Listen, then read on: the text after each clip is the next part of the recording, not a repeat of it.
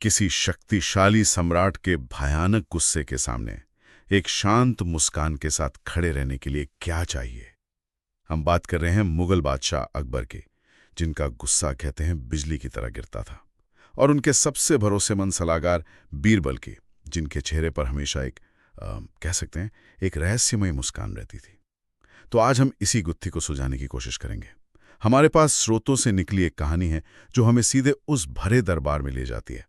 सोचिए, एक तरफ साम्राज्य के संकट का शोर था और दूसरी तरफ बीरबल की वो खामोश मुस्कान। लेकिन हम सिर्फ कहानी नहीं सुनाएंगे, हम इस घटना की परतों को खोलेंगे और समझेंगे कि ये संकट प्रबंधन पर एक मास्टर क्लास क्यों है। सवाल सिर्फ मुस्कान के राज का नहीं है, बल्कि ये कि वो मुस्कान आज हमारे लिए क्या सबक रखती है। और यहाँ जो बात आकर्षक है वो ये है कि ये कहानी सिर्फ अकबर और बीरबल के बारे में है ही नहीं। ये एक तरह की केस स्टडी है इस बात की कि दबाव में हमारा दिमाग असल में कैसे काम करता है। ये हमें दिखाती है कि कैसे गुस्सा, जिसे हम इमोशनल हाईजैकिंग भी कहते हैं, हमारी सोचने समझने की शक्ति को बंद कर देता है, और कैसे शांति और विश्वास, मतलब सिर्फ भावनाएं नहीं बल्कि रणनीतिक हथियार हो सकते हैं। तो चलिए दरबार में चलते हैं। कहानी की शुरुआत होती है एक भव्य मुगल दरबार से, लेकिन माहौल में एक तनाव है। स्रोत बताते हैं कि अकबर के दरबार में खामोशी भी बोलती थी। कहा जाता था कि उनकी आंखों का एक इशारा किसी की किस्मत बना या बिगाड़ सकता था। ये एक बहुत जरूरी बात है। उस दौर में शासक का गुस्सा वो सिर्फ एक व्यक्तिगत भावना नहीं थी, वो सत्ता का प्रदर्शन था, एक सिग्नल था कि सिस्टम में कुछ बहुत गलत हुआ है और अब सख्त कार्रवाई होगी। मतलब एक तरह का मैनेजमेंट टूल। बिल्कुल, अनुशासन बनाए रखने के लिए। लेकिन ऐसे माहौल का एक साइड इफेक्ट होता है कि लोग सच बोलने से डरते हैं। हाँ, बुरी खबर देना तो जैसे मौत को दावत देना हो। और तभी वही होता है जिसका सबको डर था। एक सिपाही जिसके चेहरे पर हवाइयां उड़ रही हैं, दरबार में दौड़ता हुआ आता है। उसकी आवाज कांप रही है। जहां पना सीमा पर विद्रोह हो गया है। कुछ सैनिकों ने आदेश मानने से इनकार कर दिया है। और ये शब्द एक चिंगारी की तरह थे। हाँ, ये सुनते ही अकबर की आंखें गुस्से से लाल हो जाती हैं। उनकी आवाज पूरे दरबार में गूंजती है। क्या कहा? हमारी सल्तनत में विद्रोह की जरूरत? जिसने भी आदेश का उल्लंघन किया है उसे तुरंत कैद कर लिया जाए। यहाँ अकबर का जो तत्काल रिएक्शन था वो देखने लायक है। उन्होंने खबर सुनी और सीधे निष्कर्ष पर पहुंच गए। ये विद्रोह है। उन्होंने ये नहीं पूछा कि क्यों हुआ, वजह क्या है। सीधे सजा सुना दी। जी, ये क्लासिक रिएक्शन है, रिस्पॉन्स नहीं। गुस्से की हालत में हमारा दिमाग फाइट और फ्लाइट मोड में चला जाता है। और पूरा दरबार सन्नाटे में, हर चेहरा पीला पड़ गया। तभी अकबर की नजर उस एक व्यक्ति पर पड़ती है जो इस तूफान के बीच में एकदम शांत खड़ा है, बीरबल। और बीरबल वो हमेशा की तरह अपने होंठों पर एक हल्की सी मुस्कान लिए खड़े थे। अब मेरा सवाल यह है, क्या ये मुस्कान बहादुरी थी या कुछ और? क्या ये एक बहुत बड़ा जोखिम नहीं था? ये एक शानदार सवाल है। पहली नजर में तो ये वाकई एक बहुत जोखिम भरा कदम लगता है। इसे अहंकार भी समझा जा सकता था, लेकिन बीरबल की मुस्कान एक आवेगपूर्ण प्रतिक्रिया नहीं थी। ये एक सोची समझी रणनीति थी। रणनीति? हाँ, इसे पैटर्न इंटरप्ट कहते हैं। जब हर कोई डरा हुआ हो, एक जैसा व्यवहार कर रहा हो, तब आपका अलग व्यवहार उस पैटर्न को तोड़ देता है। बीरबल जानते थे कि अगर वो भी डर जाते तो वो भीड़ का हिस्सा बन जाते। उनकी मुस्कान ने उन्हें अलग खड़ा किया और अकबर को उनसे सवाल पूछने पर मजबूर कर दिया। और अकबर ने वही किया। ये देखकर उनका गुस्सा और भड़क गया। वो गरजते हैं, बीरबल, जब पूरा साम्राज्य संकट में है तब भी तुम मुस्कुरा रहे हो? क्या तुम्हें स्थिति की गंभीरता समझ नहीं आती? दरबार में मौजूद लोगों को लगा होगा कि बस आज बीरबल का आखिरी दिन है। लेकिन बीरबल शांति से सिर झुकाकर जवाब देते हैं, जहां पना संकट की घड़ी में घबराहट नहीं, समझदारी काम आती है। और गुस्सा समझदारी का सबसे बड़ा दुश्मन है। ये सुनना ही अपने आप में एक बहुत बड़ी बात थी। किसी की हिम्मत नहीं थी बादशाह के गुस्से पर कुछ कहने की। अकबर दहाड़ते हैं, क्या तुम हमें शिक्षा दे रहे हो? और यहीं बीरबल अपनी कूटनीतिक प्रतिभा दिखाते हैं। वो अकबर से सीधे बहस नहीं करते। वो उन्हें गलत साबित करने की कोशिश नहीं करते। नहीं, क्योंकि उससे तो अकबर का अहंकार और भड़क जाता। इसके बजाय वो अकबर को उनके ही ऊंचे आदर्शों की याद दिलाते हैं। बिल्कुल। बीरबल कहते हैं, नहीं जहां पना, मैं तो बस आपको आपका ही वचन याद दिला रहा हूं।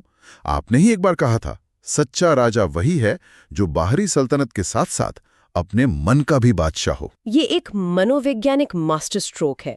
बीरबल अकबर के गुस्से वाले व्यक्तित्व से नहीं, बल्कि उनके न्यायप्रिय राजा वाले व्यक्तित्व से बात कर रहे हैं। वो कह रहे हैं, मैं जानता हूं कि आप गुस्से से बड़े हैं, आप एक महान शासक हैं। तो उन्होंने टकराव को एक संवाद में बदल दिया। जी, उन्होंने अकबर को एक ऊंचा मंच दिया जिस पर चढ़कर वे अपने गुस्से से ऊपर उठ सकते थे। तो अकबर नाराज होने के बावजूद बीरबल की बात से प्रभावित होते हैं।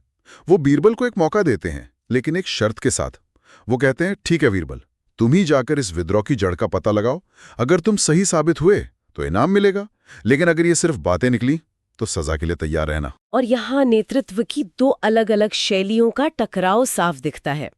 अकबर का दृष्टिकोण है टॉप डाउन और दंडात्मक, मतलब समस्या देखो और उसे कुचल दो। और बीरबल का दृष्टिकोण बॉटम अप और खोजी है, मतलब समस्या की तह तक जाओ और उसकी असली वजह को समझो। बीरबल तुरंत सीमा की ओर रवाना हो जाते हैं, और वो वहां जाके सिर्फ स्थिति का जायजा नहीं लेते, वो सीधे उन सैनिकों के बीच जाते हैं, उनकी सुनते हैं, उनके परिवारों के बारे में पूछते हैं, वो सहानुभूति दिखाते हैं। हाँ, और 2 दिन बाद वो दरबार में लौटते हैं। भरे दरबार में वो जो खुलासा करते हैं उससे सब हैरान रह जाते हैं। वो कहते हैं, जहांपना, जिन्हें हम विद्रोही समझ रहे थे वे वफादार सैनिक हैं। वो विद्रोह नहीं कर रहे थे, वो गुहार लगा रहे थे।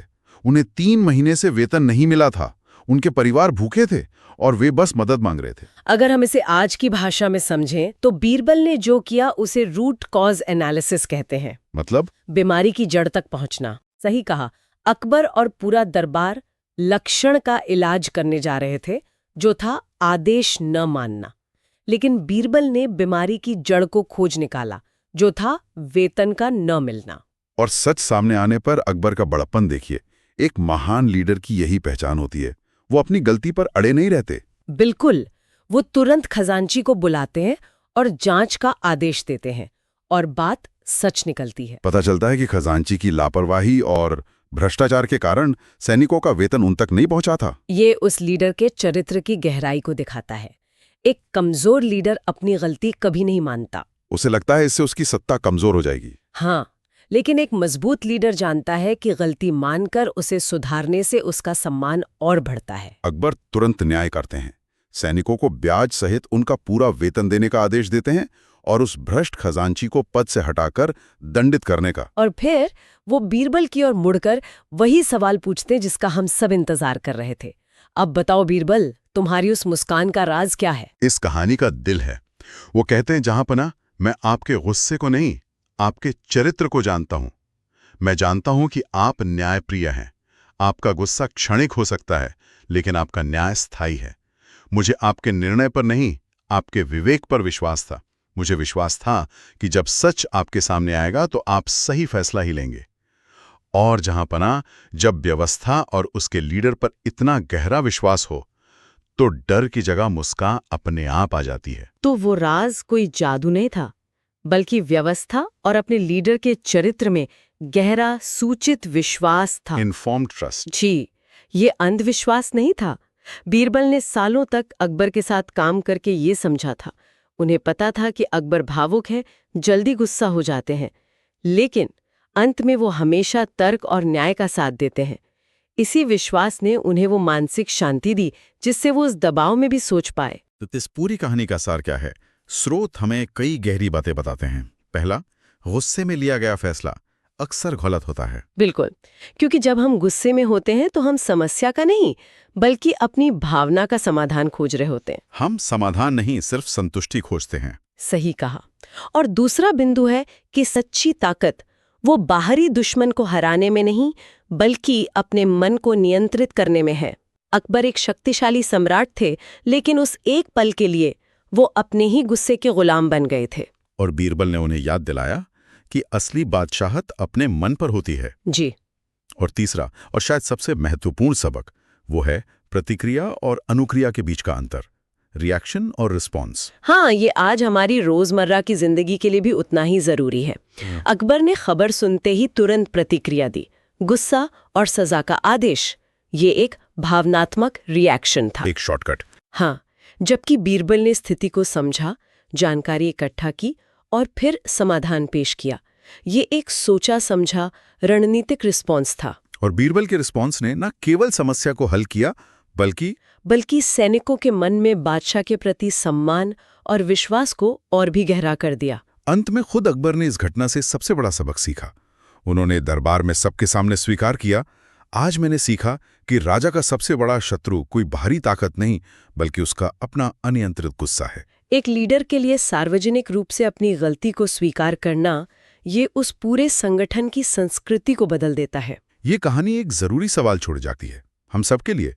जब हमारे अपने जीवन में दबाव या संघर्ष के क्षण आते हैं, चाहे वो ऑफिस का तनाव हो, परिवार में कोई बहस हो और गुस्सा हम पर हावी होने लगता है, तो हम कितनी बार अकबर की तरह सतह पर दिख रहे विद्रोह पर तुरंत प्रतिक्रिया करते हैं और कितनी बार हम बीरबल की तरह रुककर उस रुके हुए वेतन यानी समस्या की असली छिपी हुई वजह को खोजने की कोशिश करते हैं।